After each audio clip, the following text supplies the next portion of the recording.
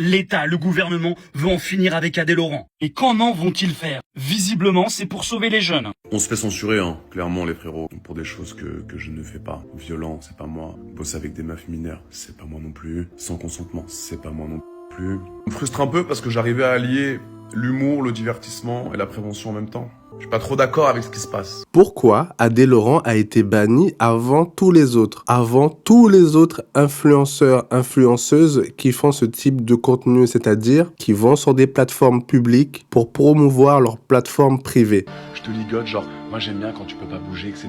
Genre ça m'excite. Genre en mode vous êtes en couple, vous vous aimez de ouf. Okay. Et moi j'arrive derrière et je lui dis bah voilà mon poteau, je t'avais dit quoi? Je t'avais dit quoi? Je ne peux plus bouger. Et c'est là où on tourne la vidéo devant ses yeux. Devant ses yeux on tourne la vidéo. Tant attendu les frérots. Déjà, dans un premier temps, c'est le plus visible, c'est le plus populaire, il est au devant de la scène et il plaît beaucoup aux jeunes garçons et à certaines jeunes filles aussi. Il y a trop d'adolescents qui l'adulent comme un roi. C'est un des rares mecs qui cartonne. Son marketing est bien soigné parce qu'il fait attention un petit peu à ce qu'il dit. Bon, parfois il peut être aussi vulgaire, hein, mais vu qu'il est considéré par la société comme beau, tout le monde le trouve gentil, limite le bon gendre, le bon garçon qui n'a rien à se reprocher, qui fait les choses bien, qui ne se fait pas arnaquer par les filles, alors que une fois que tu es converti et que tu vas sur les plateformes privées et que tu vois ce qu'il fait, il n'y a plus de bienveillance. Le gentil disparaît, le respect disparaît, et c'est là où ça peut poser problème. Il montre le bon visage sur les plateformes publiques pour vous montrer le pire sur les plateformes privées. Donc qu'il soit banni de TikTok, c'est un peu normal, mais d'autres aussi doivent y passer. Il y a énormément de contenu problématique. Mais je suis sûre qu'il doit me suivre sur les réseaux sociaux et qu'il doit se branler sur moi. Est-ce que tu t'es déjà touché? Après, ma mère, elle, c'est beaucoup plus soft que moi.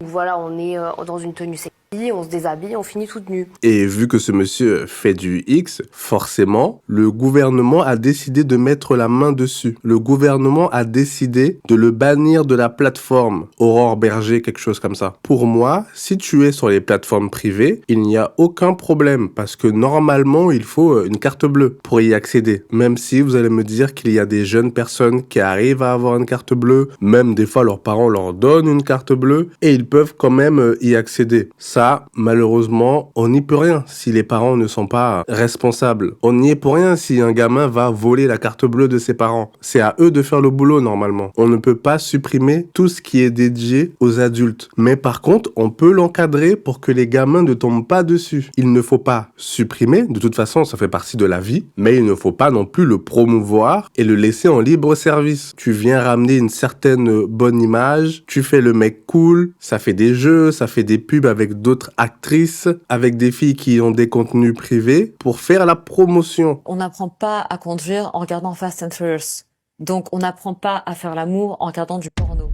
Mais le problème se trouve dans le fait qu'il n'y ait pas beaucoup de référentiels. Les parents ne sont pas toujours à l'aise avec ça, ils n'ont pas toujours été formés à ça. Pour éduquer ses enfants par rapport au X, il y a beaucoup de solutions qu'on ne fait pas aujourd'hui, qui va sûrement coûter trop d'argent. Et aujourd'hui, comme l'argent régit le monde, ça ne va jamais arriver. Les adolescents sont complètement laissés à l'abandon. On ne leur apprend plus grand-chose sur la vie. D'ailleurs, on ne leur a jamais rien appris sur la vie. Que certains parents plutôt bienveillants qui ont une bonne technique, mais dans la majorité des cas, c'est le néant, c'est le vide. Sinon, oui, il est problématique, ça va en boîte de nuit pour appâter les gens, ça fait des showcases, alors que c'est juste un acteur X. Il est adulé. Donc oui, c'est bien, ils l'ont banni, pas de souci là-dessus, même si ça peut commencer à poser problème. Et surtout, maintenant, il faut enchaîner. Tous les acteurs qui font la promotion sur les plateformes publiques ensuite pour aller sur les plateformes privées doivent être bannis aussi, je suis désolé. Il y a des femmes qui font exactement la même chose que Adé Laurent.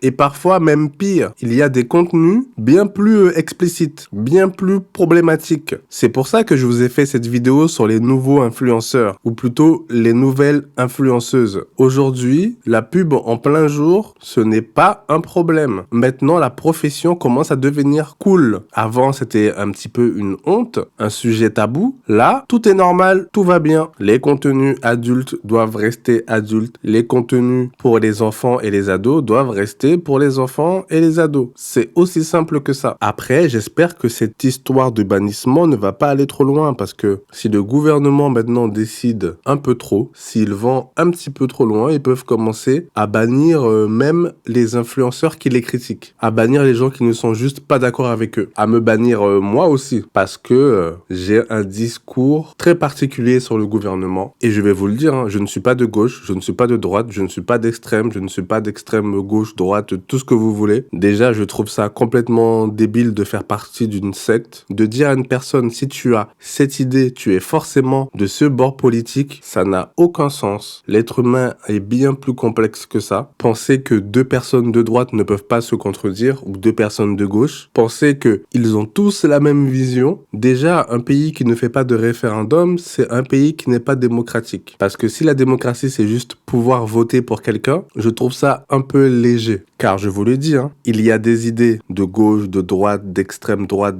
gauche qui sont bien. Comme il y a des idées de gauche, d'extrême droite, de centre qui ne sont pas bien. Voilà pourquoi le mieux, c'est le référendum. On vote pour une idée sur un sujet. Bon, déjà que je n'ai pas beaucoup d'abonnés, là j'ai sûrement perdu tout le monde.